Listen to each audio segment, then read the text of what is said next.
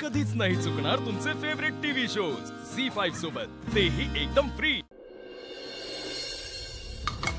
रुपाली ताई, काय झालं? काही कामात होतं का? अगं कामात कुठं? कालपासून काय लपवताय तुम्ही? कुठं काय लपवती तेव्हा? मी माणसाच्या बोलण्या चालण्यावरून ओळखू शकते की हा माणूस काहीतरी लपवतोय। मोना, मोठं कोण आहे ग? तू का मी? रुपाली ताई, तुम्ही मोठे आहात हे मला माहितीये, पण मी मर्यादा सोडून बोलतेय का? अहो, एवढे दिवस वंश तुम्हाला छोटे सरकारांच्या जवळ जाऊ देत नव्हत्या म्हणून तुम्हाला एवढा त्रास होत होता, पण आता तुम्ही आनंदाने छोटे सरकारांसाठी जेवढं होईल तेवढं करता। मग तुम्हीच सांगा, मला शंका नाही येणार का? अगं मोना, शंका काय? हे बघ मोना, सगळ्याच गोष्टी आपल्या हातात असतात का? नाही की नाही? आणि मी काय सारखंच आपण असे भांडत बसायचं का? आणि हे बघ, कितीही झालं तरी अमोल अपर्णाचाच मुलगा आहे, हे सत्य आपल्याला नाकारता येत नाही ना। काही असो रुपाली ताई, पण तुम्ही बदललाय हे खरंय। अगं मोना, हे बघ, बदलले काही नाही। तुला माहितीये का, ह्यांनी मला समजून सांगितले की जे आपल्या वाट्याचं असतं ना, ते काही झालं तरी आपल्याला मिळतंच। मग कशाला उगाच दुसऱ्याच्या वाट्याचं ओरबाडून घेऊन आपण स्वार्थीपणा करायचा आहे? त्यामुळं आता मी ठरवले जास्त विचार नाही करायचा ह्या गोष्टींचा। आणि मोना, तूही जास्त विचार करू नकोस। अगं काही झालेलं नाहीये, खरंच।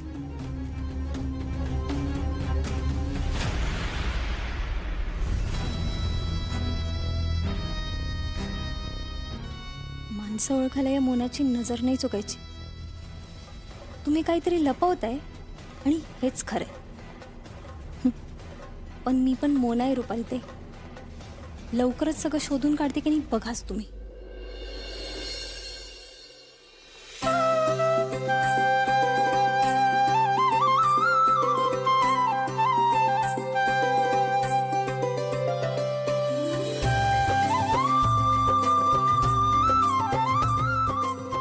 नमस्कार नमस्कार नमस्कार। या मॅडम, आमच्या कन्या शाळेत तुमचं सहर्ष स्वागत आहे। मी खरंच तुमची आभारी आहे।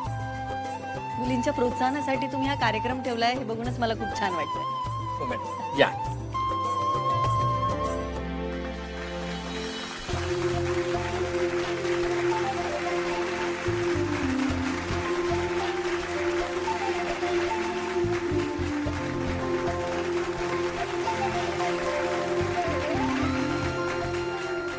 नमस्कार, मी सदानंद फाळके।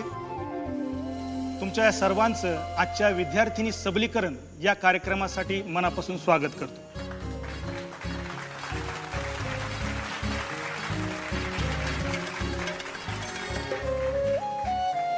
आजच्या या कार्यक्रमाची जी संकल्पना आहे, खरं तर ती मुख्याध्यापकांचीच आहे, पण सूत्रसंचालक म्हणून मी आज तुमच्या समोर उभा असणार आहे। कधी काळ आमचा चुली समोर गेला, त्याच विस्तवाने आम्ही विद्रोह केला। अस्तित्व जगाचे आता उदरात पेलले आहे, ती जुनी रात होती ही नवी पहाट आहे। ज्यांचं व्यक्तिमत्व या चारोळीला साजेस दिसतं, अशा आपल्या आजच्या प्रमुख पाहुण्या या पुण्यनगरीच्या आणि विद्येचं माहेरघर ज्या शहराला म्हटलं जातं, त्या शहराच्या जिल्हाधिकारी अपर्णा सुरेश माने यांना मी व्यासपीठावर आमंत्रित करत आहे।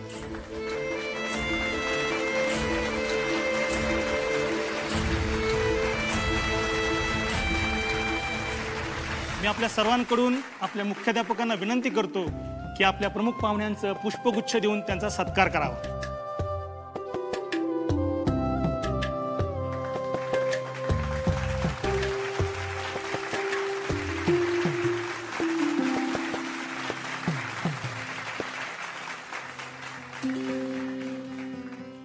मी गोंजारी सरांना विनंती करतो की त्यांनी 2 शब्द या विषयावर बोलावे।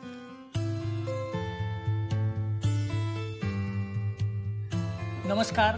आज या शाळेचा मुख्याध्यापक म्हणून अपर्णा माने मॅडमचा सत्कार करताना मला मनस्वी आनंद होत आहे। कलेक्टर मॅडम यांचा संघर्ष सांगायला गेलं तर त्यांनी एका ग्रामीण भागात राहून त्या ठिकाणी अभ्यास करून स्वबळावर जिल्हाधिकारी हे पद मिळवलं आणि आज त्या या ठिकाणी शासन सेवेत रुजू आहेत। मला आशा आहे की आपले पुणे शहर अपर्णा मॅडमच्या मदतीने नक्कीच प्रगतीचे मनोरे उभे करेल।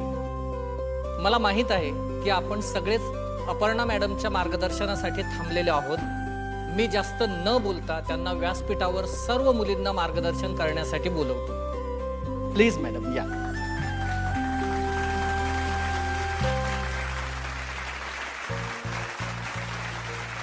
नमस्कार। सगळ्यात आधी माझं संक्षिप्त पण पुरेसा असा परिचय करून दिल्याबद्दल गोंजारी सरांचे मनपूर्वक आभार। आणि मला खरंच इथे येऊन खूप छान वाटतंय। सगळ्यात आधी माझ्या मनात हा विचार आला की तुमच्या सगळ्यांकडे बघून क्रांतिज्योती सावित्रीबाई फुले यापेक्षा काय वेगळे असतील बरं। खरंच या निमित्ताने का होईना क्रांतिज्योती सावित्रीबाई यांना मनापासून अभिवादन। बरं, आज मी इथे प्रमुख पाहुणी म्हणून जरी आले असेल तरी मी तुमच्या पुढे भाषण करणार नाही। मी आज तुमची मोठी बहीण म्हणून आणि तुमची मैत्रीण म्हणून तुमच्याशी गप्पा मारणार आहे। बरं, मला सांगा तुम्ही सगळेजणी कशा आहात? ठीक आहोत आम्ही। अरे वा, तुम्हाला असा आनंदात आणि शिक्षण घेताना बघूनच मला खूप छान वाटतंय। तुम्हाला सगळ्यांनाच माहिती असेल ना, आपल्या महाराष्ट्रात असे कित्येक ठिकाण आहेत जिथे अजूनही स्त्रियांना शिक्षण मिळत नाही। बरं, मला एक सांगा, तुमच्यापैकी कोणाकोणाला काय काय व्हायचंय बरं? मॅडम मी डॉक्टर बनणार। अरे वा, डॉक्टर। तू ग? मॅडम मी शिक्षिका होणार।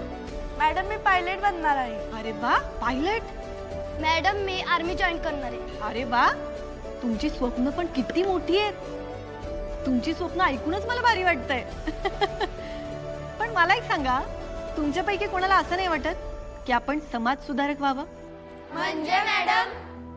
म्हणजे आता तुम्ही जी स्वप्न सांगितली ती खूपच छान आहे। तुमचं स्वप्न काय, तुम्ही मोठं व्हावं, तुम्ही खूप पैसे कमवावे, पण यासोबतच आपण या समाजाला काहीतरी देणं लागतो, असं नाही वाटत तुम्हाला? मॅडम आम्ही आमची स्वप्न पूर्ण करून देशाची सेवा करणार आहोत ना? अगदी बरोबर आहे, पण तळागाळातल्या माणसांना सुद्धा आपली गरज असेल ना। मग आपण आपलं काम करता करता समाजसेवा करणंही तितकंच गरजेचं आहे।